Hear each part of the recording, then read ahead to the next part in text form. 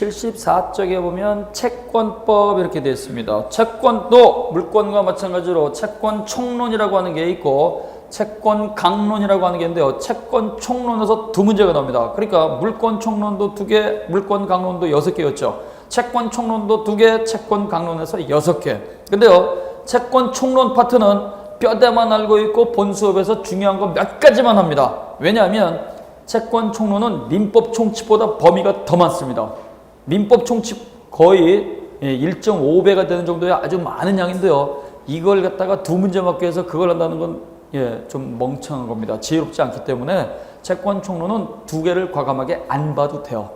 그것까지 하기 위해 가지고 오히려 그걸 갖다가 할 때 시설개론이라든가 회계원리라든가 민법 총칙 부분을 갖다가 열심히 보는 게 낫지 2개는 낚시하는 거예요. 낚시 딱 들여놓고 여기에 걸리면 되죠. 근데 그게 또 걸려요. 이 강사가 하는 게 그겁니다. 그래서 우리 선생님들이 채권 총론은 뼈대만 하시면 돼요. 채권 총론. 그래서 채권 총론은 어떻게 되느냐, 채권 총론의 뼈대만 우리가 간략하게 봅니다. 이건 상세하게 볼 필요가 없어요. 채권의 목적이라고 하는 게 있어요. 채권의 목적. 이 채권의 목적이라고 하는 것은요, 당사자가 계약을 갖다가 체결했을 때 어떤 것을 갖다가 우리가 내용으로 하느냐, 그 내용을 말하는데요.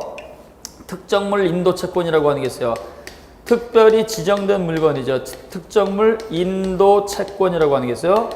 내가 저 집을 사겠습니다. 저 물건을 사겠습니다. 저 물건, 저 집 그러면 지정된 거죠. 지정된 걸 갖다가 우리가 특정물, 그러니까 특정물. 그래서 특별히 지정된 물건을 갖다가 넘겨받기로 하는 이러한 채권이 있고, 종류만 지정하는 종류 채권이 있습니다. 종류만 지정하는 종류 채권. 이거 이제 종류만 지정하는 거. 예를 들어서 쌀이 떨어졌다. 마트에다가 전화를 해요. 마트에다가 전화를 해가지고 20kg짜리 쌀 아무거나 갖다 주세요. 이렇게 얘기하는 경우가 있어요. 20kg 쌀. 그러면 이때 마트 직원이 너무 막연하니까 그럼 철원 쌀로 갖다 드릴까요? 아니면 이천 쌀로 갖다 드릴까요? 아니면 강화도 쌀 갖다 드릴까요? 지리산 쌀 갖다 드릴까요? 이런 쌀이 여러 개 있잖아요. 그랬을 때 그러면 철원 5대 쌀로 갖다 주세요. 이렇게 종류만 지정하는 거. 이 종류만 지정을 하게 되면 종류물 채권은 최상 품질로 갖다 주는 게 아니고 당사자 의사표시가 불명확하면 중간 품질로 갖다 주는 거예요. 중간 품질. 그래서 종류만 지정하는 게 있다. 종류만 지정하는 거. 그 다음에 돈을 주고받는 게 있어요. 돈. 금전채권이죠. 금전채권. 그래서 돈을 내용으로 하는 거. 그 다음에 이자를 갖다가 내용으로 하는 게 있어요. 이자채권. 원금을 갖다가 빌려주고 이자를 목적으로 하는 거. 그 다음에 선택권을 갖다가 하는 게 있어요. 선택할 수 있는 권리. 이걸 선택채권 그래요. 그래서 이거는 나중에 우리가 다시 한번 공부하게 되지만 여기 특별히 지정된 물건을 갖다가 넘겨받는 계약관계가 있고 종류만 지정하는 계약관계가 있고 그 다음에 금전, 돈을 내용으로 하는 관계가 있고 이자를 받는 게 있고 그 다음에 선택할 수 있는 권리를 갖다가 목적으로 하는 게 있어요. 당첨이 되시면 우리 대리점에서 당첨되신 분한테 텔레비전 또는 냉장고를 드리겠습니다. 그러면 당첨이 되면 선택할 수 있는 권리가 발생이 되죠. 이러한 선택권은요, 당사자 의사표시가 불명확하면 이때는 채무자가 선택하는 걸 원칙으로 해줍니다. 그래서 채권의 목적이라고 하는 게 이렇게 들어가 있습니다. 그것이 바로 75쪽에 보면 거기 나와 있어요. 특정물 채권, 종류 채권, 금전 채권, 그 다음에 이자, 그 다음에 선택 채권 이렇게 나와 있죠. 자, 해가지고 이렇게 계약이 체결이 됐어요. 계약이 체결이 되면 이때는 모든 게 끝나는 게 아니고 계약대로 이행하는 문제가 나오죠. 이행하는 문제. 그래서 이때 계약 체결이 있으면 계약의 효력, 채권의 효력입니다. 채권의 효력은요, 계약대로 해주세요 라고 청구할 수 있는 계약 청구력이 있고 상대방이 해주면 어떻게 돼요? 그걸 받을 수 있는 게 있죠? 이걸 급부보유력 그래요. 급부보유력. 상대방이 돈 주면 그 돈을 갖다가 받을 수가 있고 상대방이 권리를 넘겨주면 그 권리를 받을 수 있는 걸 갖다가 우리는 보유력. 그래서 계약대로 해주세요 라고 하는 힘이 있고 계약대로 했을 때는 받을 수 있는 게 있어요. 이걸 우리는 채무이행 그러죠. 채무가 이행되는 거예요. 근데 문제는 채무 이행이 되지 않고 채무가 깨지는 게 있어요.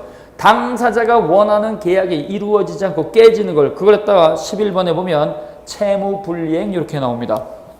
그래서 우리는 계약을 체결을 하게 되면 계약대로 이행되는 채무 이행이 원칙인데 예외적으로 계약이 깨지게 되면 이걸 채무 불이행 이렇게 불러요. 채무 불이행은 반드시 법정 사유를 원칙으로 합니다. 그래서 이거는 이런 게 있으면 계약을 해지하겠습니다. 당사자가 약정으로 정하는 것도 가능하지만 약정, 계약에다가 넣어놓지 않고 법에 의해서 채무불이행이 인정되는 경우가 있어요. 그게 법정 채무불이행은요, 크게 네 가지가 있습니다. 네 가지. 그래서 제 날짜에 주지 못하고 늦게 주는 걸 갖다가 우리는 이행지체라는 말을 썼어요. 이행지체. 기억나십니까? 우리가 형성권에서 권리를 갖다가 공부했을 때 해제를 하기 위해서는 채무불이행이 있어야 되고, 채무불이행은 이행지체가 있고, 그 다음에 실현 불가능하게 된 것을 이행불능이라고 하고, 이행불능. 그 다음에 덜 주는 게 있죠. 불완전 이행이 있고, 불완전 이행. 그 다음에 그놈이 제 날짜에 받아가지 않는 게 있어요. 이걸 채권자 수령지체 그래요. 수령지체. 그래서 이렇게 요 네 가지가 채무 불이행입니다. 이 네 가지가 있는데요. 이행지체, 이행불능, 불완전이행 요 세 가지는 채무자 귀책사유입니다. 채무자가 잘못한 거예요. 그래서 채무자가 고의 또는 과실 잘못이 있을 때, 수령지체는요. 요거는 채권자 귀책사유죠. 채권자 받아갈 권리가 있는데 받아가지 않으니까. 그래서 이렇게 채무자가 세 가지, 그 다음에 채권자가 하나가 있는데요. 여기서도 또 중요한 것이 법전에 명문의 규정이 되어 있는 것이에요. 명문의 규정은 요겁니다. 이행지체하고 이행불능은 요건 법전에 조문으로 인쇄가 된 거, 인쇄가 된 거. 그래서 글자로 인쇄가 돼가지고 명문의 규정으로 존재하는 것은 이행지체하고 이행불능이고요. 불완전이행하고 수령지체, 불완전이행하고 수령지체는요. 요건 글자로 된 명문의 규정은 없어요. 명문의 규정은 없고, 요거는 판례가 인정하는 거야. 판례가. 그래서 시험 문제를 딱 구질구질하게 채무불이행으로서 이행지체, 불완전이행, 그 다음에 이행불능, 수령지체 네 가지 전부 다 법에 명문의 규정이 있다. 이렇게 내면 틀리는 거예요. 명문에 조문이 있는 건 늦어지는 거하고 불가능한 거. 그 다음에 덜 주는 거하고 그놈이 안 받아가는 것은요. 이거는 판례가 인정을 해준 거야. 판례가. 따라서 채무불이행이 있게 되면 요 채무불이행 계약이 깨진 거죠. 이때는요. 법원에 가서 계약대로 해주세요. 강제이행을 청구하거나 그놈 때문에 손해가 생겼으니까 물어내세요. 물어주게 하세요. 그래서 손해배상 청구, 손해배상을 청구할 수 있습니다. 그래서 소송을 통해 가지고 강제이행을 청구하고 손해배상 청구할 수 있다. 따라서 이때 그놈 때문에 계약을 했다가 진행하지 못해가지고 계약을 해제할 수도 있겠죠. 계약을 해제할 수 있다. 자, 그 다음에 그러면 이렇게 손해배상을 청구하게 되면 그놈이 재산이 있어야 되는데요. 그놈이 재산을 갖다가 빼돌린다. 재산을 빼돌린다 그러면 어떻게 돼요? 재산 보호 조치가 있어야 되겠죠. 그래서 책임재산 보호전이라는 말을 씁니다. 그래서 책임 재산을 갖다가 이렇게 보전시키는 보전 제도가 있는데요. 이거는 채권자 대위권이라고 하는 게 있고 채권자 취소권이라고 하는 게 있어요. 자, 채권자 대위권이라고 하는 게 있고 채권자 대위권. 그 다음에요. 채권자 취소권이라고 하는 게 있어요. 채권자 취소권. 요 두 개의 권리 가운데 하나는 우리가 들었던 적이 있습니다. 어떤 거? 채권자 취소권. 채권자가 채무자한테 받을 돈이 있는데 채무자가 그 돈을 갖다가 주지 않고 자기의 재산을 친구한테 빼돌리는 거. 가장매매가 있었을 때 채권자가 그 가짜 계약을 직접 취소할 수 있는 게 채권자 취소권이라고 그랬죠? 기억나셔요? 예, 그래서 채권자 취소권. 채무자의 사회행위를 했다가 소송을 통해서 직접 취소할 수 있는 게 채권자 취소권이고요. 채권자 대위권은요. 말 그대로 채권자가 채무자를 대신하는 거예요. 채무자를. 갑이라고 하는 요 채권자가 있습니다. 을이라고 하는 요 채무자가 있습니다. 돈 갚을 날짜가 됐어요. 변제기. 돈을 갚아야 됩니다. 근데 요 놈이 뻔뻔스럽게 날짜가 돼도 돈을 안 줘요. 돈을 안 주면 채권자가 가만히 있습니까? 가만히 있지 않습니다. 재산을 찾아보는 거예요. 재산을 찾아보니까 요 채무자가 다른 사람들에 대해서 돈 받을 권리가 있는 경우가 있어요. 돈 받을 권리. 돈을 빌려줘가지고 3천만 원 받을 게 있다. 임대차 보증금을 냈다가 받을 게 있다. 그 다음에요. 물품을 갖다가 외상으로 언급해가지고 외상대금 채권이 있다. 이걸 전부 다 날짜가 됐는데도 불구하고 채무자가요. 이 사람들한테 와서 돈 달라는 말을 권리를 행사하지 않아요. 왜? 얘가 돈을 받으면 이 사람이 와가지고 내 돈 내놔 이렇게 강제 집행할 걸 또 두려워한 나머지 자기가 다른 사람에 대해서 돈 받을 걸 있다가 묻어놓고 있습니다. 묻어놓고 있으니까 이걸 찾아가지고 야, 이 채무자가 너희들한테 돈 받을 권리를 행사하지 않으니까 너희들의 그 돈 받을 권리를, 그러니까 얘가 돈 받을 권리를 내가 대신할게. 내가 대신할 테니까 얘한테 주지 마. 이걸 채권자 대위권 그러는 거예요. 이런 권리가 있다는 얘기예요. 그래서 채권자 대위권은 채무자가 다른 사람들에 대해서 받을 수 있는 채권을 갖다 권리를 갖다 행사하지 않으니까 요걸 갖다가 채무자를 갖다가 대신해서 채권자 자신의 이름으로 대신 행사하는 것을 채권자 대위권이라고 한다. 됐어요? 그냥 개념 알고 계셔요. 이거 뭐 나올 수도 있고 안 나올 수도 있고 그런 건데요. 자, 그래서 이럴 때 요 사람들을 우리는 뭐라고 부르느냐? 요 사람들을 제3채무자 그러는 거예요. 제3채무자. 이 민법은요, 이름을 갖다 기억하는 게 되게 많은 거예요, 이름. 그래서 채무자가 제3채무자에 대해서 가지는 권리를 날짜가 된데도 불구하고 권리 행사를 하지 않으면 이때 채권자가 자신의 이름으로 대신 행사할 수 있는 권리, 이걸 채권자 대위권 그러는 거예요. 이런 제도가 있어야지만 권리자가 보호받는 것이지, 이런 제도가 없다고 한다면 권리자가 채무자가 이행 안 하고 배째 그럼 어떻게 돼요? 그때는 보호를 못 받으니까. 그래서 자, 계약을 체결했다. 계약을 체결해서 효력이 있으면 받을 수가 있고 해주세요라고 하는 청구력이 있고, 그래서 계약대로 이루어지면 다행인데 계약이 깨졌다. 깨지게 되면 어떻게 되냐? 강제이행을 청구하거나 손해배상을 청구하는데 물어줄 돈이 없다 그러면 그걸 보호하는 제도가 있더라. 됐어요? 쭉 이해해 보시면 돼요. 자, 그러면 이렇게 권리관계가 있는데요. 이 권리 당사자가요, 당사자가 두 사람 이상 있는 경우가 있어요. 매도인이 두 사람 이상이다, 매수인이 두 사람 이상이다, 채권자가 두 사람 이상이다, 채무자가 두 사람 이상이다. 이걸 우리는 다수 당사자 채권 관계 그래요. 다수 당사자 채권 채무. 그래서 연대 채무라고 하는 게 있고 보증 채무라고 하는 게 있고 불가분 채무라고 하는 게 있고 이런 다수 당사자 관계가 나오게 되는 겁니다. 그 다음에 이 권리를 갖다가 당사자가 직접 갖고 있는 게 아니고 자신의 권리를 갖다가 다시 넘겨주는 게 있어요. 이게 채권 양도라고 하는 게 있고 채권 양도라고 하는 게 있고 그 다음에 채무 인수라고 하는 게 있습니다. 채무 인수. 자, 그래서 채권 양도는요 말 그대로 권리를 넘겨주는 거예요. 그 다음에 채무 인수는요 책임을 갖다가 떠넘기는 거죠. 그래서 채권 양도는 어떠한 거냐? 자, 갑이라고 한 사람이 채권자, 을이라고 한 요 사람에 대해서 돈 받을 권리가 있어요. 갑이라고 한 요 사람이 채권자로서 요 채무자에 대해서 돈 받을 권리. 그래서 3천만 원 이렇게 물품을 갖다가 공급해가지고 받을 수 있는 채권이 있습니다. 근데요, 이 갑에 대해서는 갑이 오히려 다른 사람한테 줄 돈이 있는 경우가 있어요. 그래서 갑은 을에게 돈 받을 권리가 있는데 반면에 갑은 병한테 돈을 갚아야 될 채무자입니다. 이때 채무자가요, 돈 내놔라고 독촉을 했어요. 돈 내놔 독촉을 이행 청구를 했는데, 아유, 죄송해요. 제가 지금 주머니에 돈은 없어. 돈은 없는데, 다른 사람한테 돈 받을 권리가 있어요. 돈 받을 권리가 있으니까 돈 대신 권리라도 넘겨드릴까요? 청약을 하고. 그러면 돈이 없다고 하면 권리라도 넘겨라고 승낙을 해야 돼요. 그래서 이때 돈 없으니까 돈 받을 권리를 넘겨드리겠습니다. 그러면 얘가 무조건 그걸 일방적으로 받을 의무가 있는 게 아니에요. 얘가 만약에 깍두기 조폭이다 그러면 어떻게 돼요?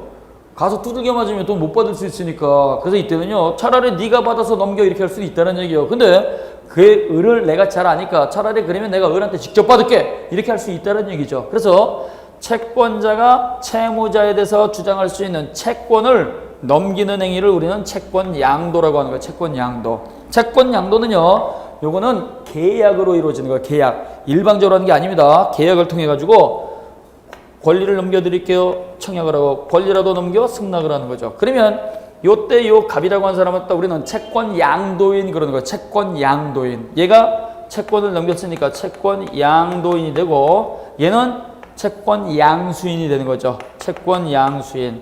그러면 이때 채권의 양도 양수가 있게 되면 둘이 저질렀으니까 채무자는 알아요, 몰라요? 채무자 몰라요. 모르니까 요 사실을 가르쳐 줘야 돼요, 안 가르쳐 줘야 돼요? 가르쳐 줘야 돼요. 이걸 채권 양도를 했습니다라는 통지라는 말을 써요. 채권 양도의 통지입니다. 그래서 채권 양도의 사실이 있으면 채무자가 그 사실을 모르니까 요걸 갖다가 가르쳐 줘야 돼요. 통지. 이렇게 통지를 하게 되면 우리 민법은 통지를 누가 하도록 되어 있느냐? 양도인이 하는 거예요? 양수인이 하는 거예요? 양도인이 하는 게 원칙이에요. 양도인. 왜 그러느냐? 요 사람이 을에 대해서 권리를 갖고 있는 사람이지 병이라고 한 사람은 을과 아무런 관계가 없는 사람이에요. 그죠? 어느 날 갑자기 이상한 놈이 와가지고 야, 너 갑한테 줄 돈 있지? 그거 나한테 넘겨. 그러면 을이 뭐라 그랬어? 네가 누군데? 이렇게 할 수 있으니까 우리 법은요. 권리를 갖고 있는 사람이 통지하는 게 원칙이에요. 권리를 갖고 있는 사람이. 그래서 이 사실을 통지를 해야 된다. 그래서 이게 채권 양도입니다. 그 다음에 채무 인수요. 채무 인수는 반대입니다. 반대. 채무 인수는 누가 하는 거냐? 채무자가 하는 거야. 채무자가. 야, 내가 돈 갚을 날짜가 돼가지고 갑한테 3천만 원 갚아야 되는데 하필이면 내가 돈이 한 푼도 없어. 한 푼도 없으니까 네가 이걸 갖다가 대신 나 대신 네가 갚아줄래? 이렇게 부탁을 하는 거예요. 그래서 이때 채무를 갖다가 넘겨주는 사람, 그 다음에 채무를 떠안는 사람, 이게 채무인수인이죠. 채무인수인.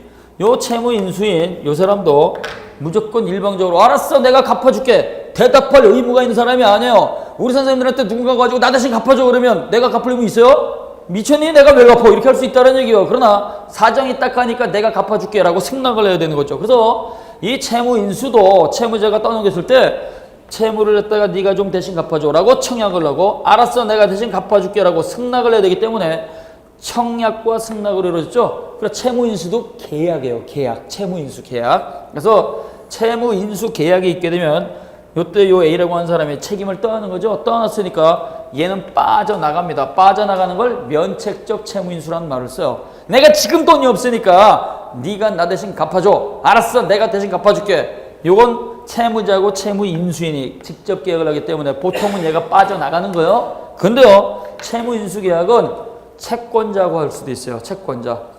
당신이 을에게 받을 돈이 있는데 그 을에게 받을 돈을 을이 주지 못하면 내가 대신 드릴게요. 알았어요. 그렇게 하세요. 이렇게 채권자하고 채무인수인이 계약하는 것도 상관이 없어요. 그러면 이 채권자 입장에서는요. 을에게 받을 돈 권리 하나만 있었는데요. 을이 못 갚으면 얘한테도 받을 수 있으니까 채권자한테는 권리가 한 개가 더 늘어난 거죠. 그렇잖아요. 얘하고는 아무 관계가 없는데 얘가 나타나가지고 얘가 못 받으면 내가 갚겠습니다 라고 하는 거니까 이때는 얘한테 돈 달라고 청구할 수도 있고 얘한테 청구할 수도 있으니까 이거는 따블이죠. 이걸 중첩적 채무인수라는 말을 쓰니까 중첩적 채무인수. 그래서 여기 채권자하고 채무인수인하고 대신 갚겠습니다 그렇게 하세요. 이것도 역시 계약입니다. 그래서 채무자하고 채무인수인이 계약할 수도 있고 채권자하고 채무인수인이 계약할 수 있는데요. 얘가 나 대신 갚아 그러면 얘는 빠져나가는 거니까 면책적 채무인수. 그 다음에 얘가 나한테도 오세요 그러면 얘한테도 갈 수 있고 얘한테도 갈 수 있으니까 선택할 수 있죠. 이건 중복해서 발생이 됐으니까 중첩적 채무인수라는 말을 쓰는 거야. 그래서 이렇게 면책적 채무인수가 있을 수도 있고 중첩적 채무인수가 있을 수도 있는데요. 이것도 역시 둘이 저질렀을 때는 이 사실을 채권자가 알 수가 없어요. 채권자가 알 수가 없으니까 채무자가 채무인수를 갖다가 통지를 해야 된다 안 해야 된다? 해야 된다. 통지를 하게 되면 이 사람이 무조건 얘한테 받을 필요가 없어요. 승낙을 해야 돼요. 승낙. 그래 내가 A한테 받으라고 나중에 보니까 A가 몸에다가 그림 그리고 다니는 조폭이더라. 그럼 어떻게 돼요? 무서우니까 못 받는 거예요. 그랬을 때는 네가 받아서 갖고 와 이렇게 할 수도 있다는 얘기죠. 이해됐어요? 자, 뜻 알고 계시면 돼요. 권리를 넘기는 게 채권양도, 책임을 떠넘기는 걸 채무인수. 책임 떠넘기는 것은 채무자하고 직접 계약할 수도 있고 채권자하고 계약했을 수도 있다. 자, 그 다음에요. 이러한 채권이 발생이 되면 채권은 어떠한 경우에 소멸이 되느냐? 채권 소멸이죠. 채권 채무의 소멸이요. 채권 소멸 사유는 7가지가 있습니다. 7가지. 이 7가지는 뭐가 있느냐? 변제라고 하는 게 있고 변제. 그 다음에요. 대물변제라고 하는 게 있고 대물변제. 그 다음에요. 공탁이라고 하는 게 있어요. 공탁. 공탁이라고 하는 게 있고 그 다음에요. 상계라고 하는 게 있고 상계. 그 다음에 면제. 그 다음에요. 예. 혼동이라고 하는 게 있고 그 다음에 경계라고 하는 게 있습니다. 경계. 자, 그래서 7가지요. 이것도 시험 문제 냈어요. 우리 시험에. 다음 보기 중 우리 민법전 채권편에 있는 채권의 소멸 사유가 아닌 걸 고르면 이렇게 나오는 거죠. 그래서 이 7가지는 지금 뭐 억지로 외울 필요는 전혀 없고 뜻만 알고 계시면 돼요. 뜻만. 자, 그래서 변제는 뭐요? 계약대로 해주는 거예요. 계약대로. 계약대로 이행하는 거. 돈을 빌렸다. 돈으로 갚는 거. 물건을 빌렸다. 물건을 되돌려 주는 거. 이게 뭐요? 예, 변제가 되는 거예요. 변제. 그래서 그 계약의 내용대로 의무를 이행하는 걸 따로 우리는 변제. 그러니까 계약에 시킨 대로 하는 거죠. 시킨 대로 하는 걸 변제. 근데요, 돈을 빌린 사람이 돈을 못 갖고 자동차로 갖고 왔습니다. 이 자동차를 받아주세요. 그러면 돈 대신 다른 거 갖고 온 거죠. 그래서 계약서에 있는 그 내용이 아니고 다른 걸로 대신하는 걸 대물변제라는 말을 쓰는 거예요. 대물변제.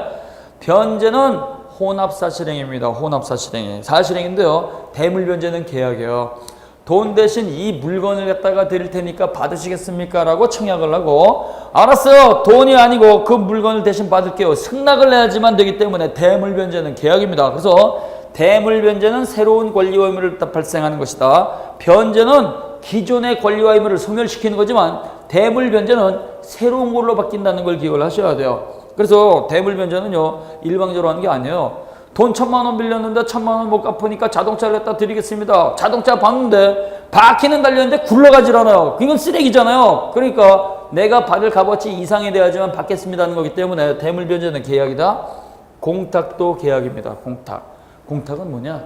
채무자가 이행을 했어요. 채무자가 이행을 했는데요. 채권자가 안 받는 거예요. 안 받는 거. 그러니까 어떻게 돼요? 채무자가 이행을 했는데 채권자가 고의로 수령을 했다가 거부를 해버리게 되면은 이때 채무자 이행지체에 빠지잖아요. 그리고 연체이자가 붙게 생기기 때문에 이걸 갖다 책임을 면하기 위해 가지고 채무자가요. 나 너한테 줄 거 맡겨놨으니까 찾아가. 그래서 맡겨놓는 계약을 공탁계약이라고 하는 거예요. 공탁계약. 그래서 우리가 신문 같은 거 보면 범죄를 저지른 사람이 공탁을 했다. 그래서 감형을 내준다. 이런 경우가 많이 있잖아요. 범죄를 저지른 사람이 내가 이걸 갖다가 전부 다 물어드리겠습니다. 그랬더니 피해를 입은 사람이 감정이 상해가지고 네가 그걸 줘도 나 안 받아. 해가지고 안 받는 경우가 있어요. 그래서 너 어떻게 돼요? 난 일단 이걸 갖다가 이행을 했습니다라고 증거를 남겨서 맡겨놓는 계약을 우리는 공탁계약이라는 말을 쓰는 거예요. 그래서 공탁계약은 공탁소에다가 맡겨놔도 되겠습니까? 라고 청약을 하고 네 맡겠습니다 라고 하는 계약입니다. 그래서 공탁소하고 채무자 간의 계약이에요. 맡겨놓는 계약. 그 다음에 상계입니다. 상계는 계자가 붙어 있다고 하더라도 계약 아닙니다. 상계는 단독행위예요. 채권자 채무자 서로 주고받는 관계가 있는 거죠. 그래서 받을 돈도 있고 줄 돈도 있는 경우. 그래서 빌려준 돈이 1,000만 원이다. 근데 수리비를 300만 원 줘야 된다. 그러면 어떻게 돼요? 받을 돈은 1,000만 원이지만 줄 돈이 300만 원 존재하잖아요. 따라서 이때 서로 받을 수 있고 줄 수 있는 채권 채무 관계가 있을 때 당사자 일방이 빼고 가지고 와 빼고 드릴게요 라고 하는 걸 뭐라 불러요? 상계. 그래서 상계는 기존의 채권 채무를 소멸시키는 거예요. 이거는 일방적 행위죠. 그 다음에요 면제가 있습니다. 면제는 뭐예요? 갚지 마. 그래서 채권의 포기죠. 갚지 마라고 하는 것을 채권의 포기 이렇게 부릅니다. 그 다음에 혼동이라고 하는 게 있어요. 혼동은 채권자가 채무자의 지위를 동시에 갖는 거예요. 그래서 채권자가 채무자를 상속하는 경우. 그래서 내가 너한테 아들이지만 돈 좀 받아야 되겠다. 근데 아들이 사고로 사망이 됐다. 그럼 어떻게 돼요? 이때는 아들이 결혼을 안 했다 그러면 직계 존속이 상속을 받기 때문에 상속에 의해 가지고 채권자 채무자가 하나로 통일이 돼 버리죠. 그럼 채권 채무가 소멸하는 거예요. 소멸. 근데 경계입니다. 경계는 계약입니다. 그래서 계약서를 다시 쓰는 거예요. 계약서를. 그래서 내가 1,000만 원을 갖다가 갚아야 되는데 돈이 없어요. 돈이 없으니까 제가 나중에 자동차로 드릴게요. 자동차 주세요라고 계약서를 다시 쓰는 거. 그러면 여기 경계하고 대물변제를 구별을 해야 되는데요. 경계하고 대물변제를 구별을 못하는 사람들이 있어요. 대물변제는요. 현장에 갖고 오는 걸 말하는 거예요. 현장에. 1,000만 원 갚아야 되는데 1,000만 원 없어요. 그래서 내가 타고 다니던 스타렉스 1년 안 된 걸 갖다 끌고 왔어요. 이게 1,500만 원 정도 되는데요. 돈 대신 이거라도 받아주세요. 현장에서 넘겨주면 대물변제. 근데 현장에서 넘겨주는 게 아니고 나중에 드릴게요라고 하고 계약서 쓰는 걸 경계라는 말을 쓰는 거예요. 구별되셔요? 현장에서 넘겨주면 대물변제. 그 다음에 현장에서 넘겨주는 게 아니고 계약서만 체결하는 거. 이걸 따가 경계. 그래서 지금 1,000만 원 갚아야 되는데 1,000만 원 갖다가 못 갚으니까 나중에 자동차 넘겨드릴게요. 계약서만 쓰는 걸 경계라는 말을 쓰는 거예요. 그럼 경계는 계약이니까 어떻게 돼요? 1,000만 원을 갖다가 없애버리고 새롭게 자동차 줄 계약을 갖다 체결을 했으니까 기존에 1,000만 원에 대한 건 사라지고 새롭게 받을 권리가 발생하는 거죠. 그래서 이렇게 변제는 단순히 이행하는 것이고 대물변제는 다른 걸 현장에서 넘겨주는 것이고 공탁은 맡겨놓는 것이고 상계는 계산하는 것이고 면제는 채권을 포기하는 것이고 혼동은 채권자가 채무자의 지위를 이어받는 것이고 그 다음에 경계는 나중에 드릴게요 라고 새롭게 계약서를 작성하는 거. 구별되시나요? 이 많은 거에서 2개 나옵니다. 2개. 예. 그러니까 머리만 아프다는 거예요. 이건 우리 선생님들이 나오는 거 위주로 그때그때 정리만 하시면 지문 정리만 하시면 돼요. 그래서 그 내용이 쭉 전부 다 어디까지 나와 있느냐 82쪽까지 나와 있는 거 82쪽까지. 그러니까 이 82쪽까지 이렇게 쭉 나오면 어떻게 돼요? 그 많은 걸 갖다 우리가 다 공부할 필요는 없다라는 얘기죠. 자, 그 다음에 보시게 되면 자 강론에 보게 되면 자 계약의 종류가 나와 있습니다. 쌍무계약이 있습니다. 쌍무계약은 쌍방이 의무를 부담하는 거죠. 가장 대표적인 것이 매매계약을 예를 들게요. 갑이라고 하는 사람하고 을이라고 하는 사람이 부동산 매매계약이 체결이 됐습니다. 그러면 매도인은 돈 받을 권리도 있고 그 다음에 돈 받으면 권리를 이전해 줄 의무가 있죠. 매수인은 돈 줄 의무가 있죠. 그러니까 갑과 을 서로 쌍방이 상대방에 대해서 서로 의무를 부담하는 계약을 쌍무계약이라는 말을 써요. 쌍방이 의무를 부담한다는 계약이죠. 일방이 부담하는 계약을 편무계약이라는 말을 씁니다. 편무계약. 증여계약과 같은 것이 가장 대표적인 편무계약이에요. 내가 공짜로 드리겠습니다. 네, 공짜로 주세요. 그러면 증여자는요, 줄 의무가 있지 돈 받을 권리가 없게 돼버립니다. 그래서 쌍무계약은 쌍방의 의무를 부담하는 계약이고, 편무계약은 한쪽 편만 의무를 부담한다는 뜻에서 편무라는 말을 쓰는 거예요. 그 다음에 유상계약은 대가를 지급하는 거죠. 대가를 갖다가 지급하는 게 유상계약이고, 대가를 지급하지 않으면 무상입니다. 매매계약은 매매대금, 금전을 갖다가 지급을 하기 때문에 유상계약이 되고, 교환계약은 돈이 아니고 다른 걸로 지급하는 게 교환계약이죠. 그러니까 매매가 됐든 교환계약이 됐든 대가 지급이니까 유상계약입니다. 그러나 증여라든가 사용대차와 같이 대가를 지급하지 않는 걸 무상계약 그래요. 무상계약. 그래서 오른쪽에 4번 무상계약은요, 대가를 지불하지 않는 계약이다. 그 다음에 5번에 보면 낙성계약이라고 하는 게 있어요. 이 낙성계약이 뭐냐? 승낙만 가지고 성립하는 계약입니다. 승낙만 가지고 성립한다. 말이 기니까 승낙에 낙자, 성립한다에 성자를 써가지고 낙성계약이란 말을 써요. 그러니까 내만 가지고 성립하는 계약이 낙성계약이에요. 네가 살래? 네. 낙성계약이죠. 네가 빌려 쓸래? 네. 이거 뭐예요? 대차계약이에요. 그래서 우리가 의사표시만 가지고 바로 성립하는 걸 낙성계약, 또 다른 말로 불요식계약 그래요. 자유롭잖아요. 자유롭게. 근데요, 요물계약은 뭐냐? 내만 가지고 할 수 없는 계약을 말하는 겁니다. 그래서 요물계약은요, 내만 가지고 체결할 수 없는 게 바로 요물계약이에요. 그래서 이 요물계약은요, 크게 거기 계약금 계약이 있고 현상광고가 있고 대물변제가 있다 이렇게 돼 있잖아요. 그래서 여기에 요걸 갖다가 우리는 간단하게 기억을 하는데요. 계약금 계약 계자, 그 다음에 대물변제의 대자, 그 다음에 거기에 보증금 계약 하나 써놓으세요. 보증금 계약. 보증금 계약도 요물성을 갖습니다. 그 다음에 현상광고. 요 네 가지를 갖다가 앞글자만 따가지고 계대보현 그래요. 계대보현. 계약금의 계, 그 다음에 대물변제의 대, 그 다음에요, 보증금 계약의 보, 그 다음에요, 현상광고의 현인데요. 요거 대구 지역에 가면 계명대학이라고 하는 대학이 있습니다. 계명대학. 우리는 대학을 갖다가 불렀을 때는요, 고대, 연대, 그 다음에 앞글자만 따가지고 성대 이렇게 부르는 경우가 많이 있잖아요. 그러니까 대구 지역에서는 계명대를 계대 그래요. 계대. 그러면 서울대는 서대 그렇습니까? 그렇지 않죠? 제가 군대 있을 때요, 후임병이 들어왔어요. 후임병이 들어와가지고 너 학교 다니다 왔다며? 어디 다니다 왔냐? 그랬더니 얘가 울대요 그래요. 울대가 어딜까요? 울산대. 예. 울대요 그랬더니 여기요 그러면 예, 그 울대가 아니고. 그래서 우리가요, 요 계대비원은요, 계대 다니고 있는 보현이라는 학생은 요물계약입니다. 그래서 계약금 계약, 그 다음에 보증금 계약, 그 다음에 대물변제 계약, 현상광고. 이건 의사표시만 가지고 되는 게 아니에요. 그래서 상대방이 원하는 행동을 마무리 지어야 돼요. 요걸 우리는 요물계약이라고 한다. 그 다음에 청약이라고 하는 게 있어요. 청약. 청약은 단순히 먼저 한 거야. 단순히. 그래서 먼저 제시하면 뭐예요? 청약. 사시겠습니까? 파시겠습니까? 빌려주시겠습니까? 빌려드리겠습니까? 이렇게 뭐뭐 하겠습니까? 라고 하는 걸 청약이라고 하죠. 이 청약만 가지고는 의사표시가 완성되지를 않습니다. 계약이 완성되지 않고 반드시 뭐가 있어야 된다? 승낙이 있어야 돼요. 그래서 그 다음 84쪽에 보면 9번에 승낙이 나옵니다. 그래서 우리가 이렇게 당사자가 계약을 체결하면요, 청약과 승낙이 존재해야 돼요. 청약과 승낙. 이게 원칙이죠. 근데요, 거기 10번에 보면 교차 청약하고 11번 의사 실현에 의한 계약이 있어요. 이거는 청약과 승낙을 주고받는 게 아닙니다. 그래서 예외적으로 뭐뭐 하시겠습니까? 네, 이것이 아니고 다른 계약 체결 방법이 있어요. 교차 청약은 뭐냐? 동시에 청약하는 거예요. 동시에. 우연치 않게. 내가 5억 원에 팔 테니까 사라! 라고 청약을 했어요. 근데 우리 그게 오기 전에 내가 5억 원에 살 테니까 팔아라! 라고 한 거예요. 그러니까 둘이 똑같이 청약한 거죠? 이때 두 개의 청약이 존재하게 되면 두 개의 청약이 도달이 됐을 때 계약이 체결이 되는 겁니다. 승낙이 없다고 하더라도. 이런 교차 청약에 의한 계약이 얼마나 많이 있을까요? 평생 살아도 한 번도 일어날까 말까 한 거예요. 그러니까 물권법은 그래도 우리가 조금 수월하게 접근하지만 채권은 전부 다 독일법입니다. 독일법 그대로 갖고 왔기 때문에 현실적으로 우리가 안 쓰는 것도 많이 있다는 얘기예요. 그냥 무턱대고 갖고 와가지고. 그래서 이런 계약도 있다. 근데 시험 문제를 내요. 교차 청약은 언제 효력이 있느냐? 양청약이 도달이 됐을 때 계약이 체결이 된다. 그 다음에 의사실현에 의한 계약이 있어요.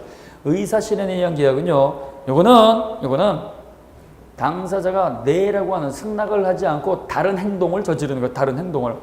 예를 들어서 갑이라고 하는 사람이 제가 여기 화장품 세트를 갖다가 택배로 보내드립니다. 택배를 갖다가 보내드릴 테니까 이 화장품 세트를 갖다가 보시고 마음에 드시면 사겠다는 승낙의 의사표시를 해주세요. 이렇게 얘기를 했어요. 해가지고 보냈어요. 보냈는데 승낙, 네, 내가 이걸 계약할게요. 이렇게 말하면 청약과 승낙이 되는 거예요. 근데 네라는 말을 안 해요. 네라는 말을 딱 안 하고 딱 뜯어보고 나서 좋네, 마음에 드네, 좋아 해가지고 네를 하기 전에 뜯어가지고 막 바르기 시작하는 거예요. 막 바르기 시작하면 네라고 하는 승낙은 없다고 하더라도 행동을 저질렀으니까 계약이 체결된 거죠. 그래서 네라고 하는 말을 하지 않고 행동으로 하는 계약을 의사실현에 의한 계약 그래요. 의사실현에 의한 계약. 학원에서도 일어날 수 있어요. 학원에서도. 나중에 우리가 기본서 강의가 들어가게 되면요. 그 기본서를 갖다가 갖고 와야 되는데 기본서를 가지고 오지 못한 경우가 있어요. 기본서를 딱 가지고 오지 못했을 때에는 그때는 학원에 가서 빌리는 경우가 있어요. 내가 오늘 민법 수업을 들어야 되는데요. 하필이면 시설개론 책을 갖고 왔네. 민법 좀 빌려줘. 그래서 빌리죠. 이건 사겠다는 의사표시가 없죠. 그러면 학원에서는 뭐라고 하느냐? 거기에다가 필기하지 마세요. 낙서하지 마세요. 그랬더니 민법은 또 막 써요. 막 쓰다 보니까 에이 써야 되겠다 해가지고 사겠다는 승낙은 안 했지만 막 쓰는 행동을 하게 되면 산 거죠. 그 뭐요? 그것도 의사실현에 의한 계약이 되는 거예요. 의사실현. 그래서 이 의사실현에 의한 계약은요. 어렵게 생각하지 마시고 내 이 승낙이 없이 행동을 저질렀을 때 그 행동이 있으면 계약 체결이 된 걸로 인정을 해주는 것이 의사실현에 의한 계약입니다. 그 다음에요. 12번에 보면 동시이행의 항변권이 있습니다. 이건 뭐예요? 같이 하자라는 얘기예요. 같이 하자. 너도 하고 나도 하고 같이 하자. 같이 하기 전까지는 난 못 줘. 이걸 딱 동시이행을 위한 항변권, 거절권이 되는 거야. 우리가 부동산을 냈다가 매매를 하게 되면 거래 관행상 뭐가 있어요? 거래 관행상? 부동산 매매 계약은요. 마지막에 잔금 지급과 동시에 등기 서류를 갖다가 넘겨준다. 이게 동시이행 관계죠. 그러니까 등기 줄 때까지는 잔금 못 줘. 이렇게 거절할 수도 있고 그 다음에요. 잔금을 갖다가 갖고 전까지는 등기 못 줘. 이렇게 거절할 수 있죠. 그래서 동시에 하지 않으면 거절할 수 있는 권리를 동시이행 항변권 뜻만 알고 계시면 돼요. 그 다음에 위험부담이라고 하는 게 있습니다. 위험부담은요. 계약 쌍방 당사자가 고의과실이 없는 경우예요.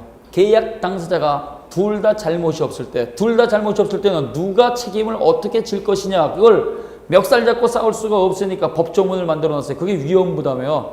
예를 들어가지고 갑이라고 하는 사람이 건물을 갖다가 을에게 매매하기로 했어요.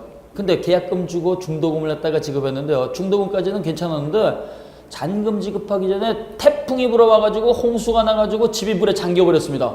그러면 태풍이 불어와가지고 그 팔겠다고 하는 건물 목적 물건이 홍수에서 잠겨버리면 이때는 매도인이 잘못한 거예요? 매수인이 잘못한 거예요?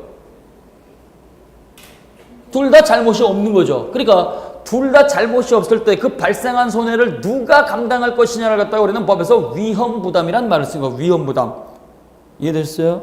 자, 위험부담은 뭐냐면 둘이 계약을 체결을 했는데 둘 다 잘못이 없을 때 그래서 천재지변이라든가 불가항력적 손해라든가 제3자의 불법행위가 있었을 때 그러면 그 발생된 건 갑과 을 둘 다 잘못이 없는데 누가 손해를 떠안을 것이냐 이걸 위험부담이란 말을 쓴 거예요. 위험부담. 세부적인 내용은 나중에 공부하면 돼요. 그 다음에요. 거기 86쪽에 보면 계약의 해제 나와 있죠. 해제는 채무불이행이 있을 때 해제를 한다. 그래서 채무불이행은요. 거기 이행지체가 있고 이행불능이 있고 불완전이행이 있고 거기 수령지체 하나는 빠져 있죠. 다 공부하게 됩니다. 그 다음에 88쪽에 보면 매매 이렇게 강론이 나오죠. 여기서부터는 우리 선생님들이 저하고 공부했던 거 채권 전형계약을 기억을 하시면 돼요. 전형계약. 다 앞에서 이미 공부했던 겁니다. 그래서 전형계약은 뭐가 있어요? 법전의 형태가 있는 계약으로서 매매, 교환, 증여가 있죠.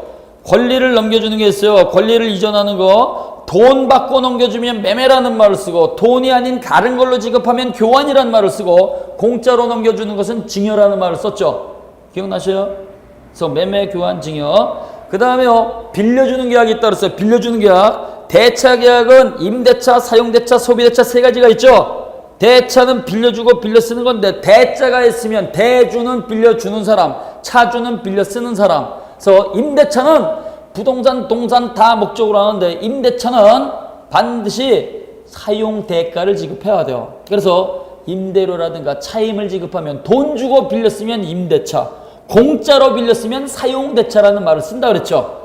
그 다음에 써버리면 없어지는 물건을 빌려주는 걸 갖다가 소비대차라는 말을 썼어요. 그래서 소비대차는 돈이 가장 대표적인 거예요. 돈을 빌려주면 채무자는 돈을 썼으니까 그 돈 그대로 주는 게 불가능하죠. 그래서 소비대차는 이자를 받으면 이자부 소비대차 유상이 될 수가 있고, 공짜로 원금만 빌려줄게 이자 지급하지 마 그러면 무이자부 소비대차는 무상이 될 수 있는 거예요. 무상. 그래서 임대차는 언제나 유상이다. 사용대차는 언제나 무상이다. 소비대차는 유상이 될 수도 있고 무상이 될 수도 있다. 그 다음에 자신의 능력을 제공하는 계약이 있었죠. 고용, 도급, 위임, 임치, 현상광고, 여행계약. 그래서 고용은 사장님 근로자 고용하는 계약, 보수 지급, 월급 지급이니까 언제나 유상. 그 다음에 도급하고 위임은 굉장히 중요하다 그랬어요. 도급은 어떤 계약이 도급계약이요? 이걸 듣고 나중에 교과서를 보셔도 돼요. 우리 선생님들이 지금은 공부한 걸 갖다 기억을 하시는 게 더 좋습니다. 이걸 들으시면서 이걸 찾아보면은 듣는 게 헷갈릴 수가 있어요. 자, 도급은 어떤 계약이에요? 완성시켜주는 계약이에요. 완성시켜주는 계약. 집 지어줘. 그러면 집 지어서 완성된 걸 넘겨받죠. 그 다음에 케이크 만들어줘. 케이크 완성시켜주고 넘겨받는 거죠. 초상화 그려줘. 완성시켜서 넘겨받는 거죠. 그 다음에 일의 완료를 갖다 하는 것도 있어요. 도색을 내줘. 그 다음에 옥상 방수를 해줘. 그래서 완성시켜주고 완성된 걸 갖다가 받는 계약을 갖다 우리는 도급이라는 말을 써. 그래서 이 도급 계약은요, 주문한 사람이 있고 주문받아서 완성시켜준 사람이 있죠. 그래서 주문한 사람을 도급인, 그 다음에요 주문받아서 완성시켜준 사람을 수급인. 자, 그 다음에 위임계약은요 사무처리를 부탁하는 계약이라고 그랬어요. 내가 그 사무처리를 갖다가 못하니까 전문가인 네가 해줘. 알았어, 내가 처리해줄게요. 그래서 사무처리 부탁하는 계약을 위임계약. 사무처리 부탁한 사람을 위임인, 부탁받은 사람을 수임인. 위임계약은 원칙이 유상해요, 원칙이 무상해요? 원칙이 무상. 사무처리 좀 대신해 주시겠습니까? 물어보고 대신해 드리겠습니다. 여기는 돈 달라는 얘기가 들어가 있지 않습니다. 그래서 사무처리 위임계약은 원칙이 무상입니다. 그러나 내가 먹고는 살아야 되니까 사무처리하는 대가는 주세요 라는 특약이 있을 때 그때 예외적으로 유상이 되는 거예요. 그 다음에 임치라고 하는 게 있어요. 임치는 보관시키는 계약이죠. 창고를 빌려주는 경우, 은행에다가 돈을 맡겨놓는 경우, 친구에다가 물건을 맡겨놓는 경우, 그 다음에 동물병원에다가 반려동물을 갖다가 맡겨놓는 경우, 이게 전부 다 임치인데요. 임치도 대가를 받으면 유상이고 대가를 받지 않으면 무상이 돼버립니다. 그러면 이때 보관 맡은 사람을 뭐라고 불러요? 수취인. 그 다음에 보관시킨 사람을 임치인. 그 다음에 현상금 지급하는 계약 있죠. 현상금 지급하는 계약을 현상광고라고 부르는 거예요. 현상광고. 요거는 요물계약이다. 개대보연이잖아요. 그래서 현상광고는 요거는 요물계약입니다. 따라서 현상금 줄게요. 네, 현상금 내가 받을게요. 이것만 가져오는 게 아니에요. 현상금 지급받겠다는 사람이 원하는 일의 완료가 있어야 돼요. 그러니까 내만 가지고 되는 게 아니니까 일의 완료. 강아지를 갖다가 데려다 준다거나 신창원이를 갖다가 신고를 한다거나 그 다음에 원고를 작성해서 내놓는다거나 디자인을 갖다가 만들어가지고 작품을 낸다거나 이런 일의 완료가 있어야 되기 때문에 현상 광고는 유상계약이지만 요거는 요물계약이다. 요물계약. 자, 그 다음에요 여행계약은 뭐 설명 안 드려도 되잖아요. 여행 다니는 거고요. 기타계약. 그래서 기타계약은 화해계약이 있고 화해계약은 합의각서 주고받는 거라 그랬어요. 그 다음에 조합계약은 동업하는 계약. 근데 종신정기금은 돌아가시기 전까지 정기적으로 맡겨놓은 원금에다가 이자 주는 거. 그래서 연금하고 비슷하다 그랬죠? 요 계약의 내용을 기억을 하시면 돼요. 그걸 기억하면 그것이 전부 다 여기 나와 있는 강론 파트가 되는 겁니다. 그래서 이러한 내용은 총칙 위주로 제가 설명을 따가 많이 드리기 때문에요. 총칙을 하면 요건 뒤따라오는 거예요. 그러니까 나중에 요거 입문 과정에서 우리 선생님들이 복습을 하는 건요. 뒷부분은 놔두고 소멸시효까지 반복하세요. 소멸시효까지. 이건 절대로 이러시면 안 돼요. 그래서 10월 달에 진도를 나갈 때 요걸 반복하신 분하고 요걸 반복하지 않으신 분하고 차이가 엄청나게 납니다. 그래서 요 채권 강론은 너무 신경 쓰지 마시고 지금 말씀드린 계약의 뜻 여기까지만 정리해 놓으세요. 계약의 뜻. 그것만 하셔도 엄청 빠릅니다. 됐어요? 오늘은 여기까지 하겠습니다. 여기가 종강이고요. 이제 명절이 오잖아요. 명절. 그래서 명절이 되게 길더라고요. 그럼 명절이 길면 민법을 공부를 했다가 중단합니까? 민법은 계속 공부하는 겁니까? 보름달 보고 민법 공부하는 거예요. 보름달 보고 민법을 공부하시는데요. 스마트폰이라고 하는 좋은 제도가 있잖아요. 스마트폰이라는 좋은 기계가 있으니까요. 명절이라고 하더라도 스마트폰 갖고 가시고 숙제는 수요일 날 그날이 당일이 추석입니다. 그래서 화, 수, 목 3일만 숙제 발송을 안 합니다. 화, 수, 목은 편안하게 쉬시고요. 그러나 나머지 연휴 기간은 계속 숙제가 갑니다. 계속 숙제가 가니까 숙제 지문 잘 정리해서 풀어보셔야 돼요. 휴대폰 그대로 보시고. 그 다음에 동영상은 휴대폰 가지고 여전히 볼 수 있으니까 휴대폰 가지고 눈 감고 계속 들으셔야 된다. 책을 가지고 가셔서 읽는 걸 갖다가 권유를 해드리는데요. 책이 무거울 것 같아가지고 그걸 갖다가 제가 권유는 안 합니다. 다른 분들 다 이렇게 공부하십니다. 우리 선생님들 나만 공부하는 거 아닙니다. 보이지 않는 수많은 적들은 더 많이 공부하고 있다. 코피 터지고 눈이 충혈이 돼가지고 공부하고 있어요. 지금 열심히 하셔야 됩니다. 자, 종강했습니다. 기초과정이니까 이렇게 하셔도 돼요. 기초과정. 자, 대단히 수고하셨고요. 10월 달에 기본서 가지고 찾아뵙도록 하겠습니다. 수고하셨습니다. 감사합니다.